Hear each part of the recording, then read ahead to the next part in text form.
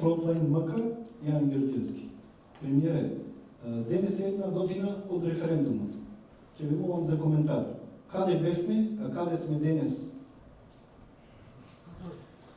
Добро, за мене е значаен ден заради тоа што е една година кога беа фокусите на јавноста и сите очи вперени во референдумското прашање, во излезеноста на референдумот, во успехот на референдумите и слично. Сите бевме свесни зошто е важен овој референдум. Овој референдум и тогаш беше важен и еве после една година констатираме зошто бил важен. Заради двете најголеми стратешки цели на државата, а тоа е членството во НАТО и почеток на преговори со Европската унија. После една година, еве сме на бортите, да видиме 30-та земја членка на НАТО, останаа уште 7 земји да завршат ратификацијата, верувам дека навремено тоа ќе се случува.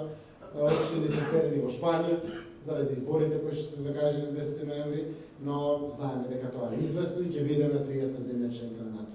Но и секупната дебата и фокус истовремено паралелно е насочен на предстојната одлука на Европскиот совет, кој што конечно, како што реков, после 15 години треба да ги отвори вратите, односно да донесе одлука за добивање на датум за почеток на преговори, отварање на поглавјата, отварање на паралелните структурни кохезиони фондови, кои што ќе значат една позитивна трансформација на целото наше општество кон европско општество.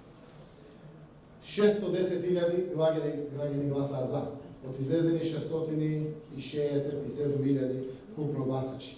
Прво таква бројка од 610.000 ниту една партија не добила. Тоа беше силна порака од граѓаните.